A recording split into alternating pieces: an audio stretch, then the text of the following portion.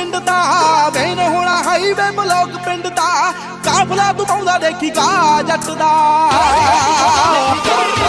चलू टोलियां दी कारनां दी वैगनां दी डार full mafia style होना ब्याह जट दा टोलियां दी कारनां दी वैगनां दी डार फुल माफिया स्टाइल होना ब्याह जट दा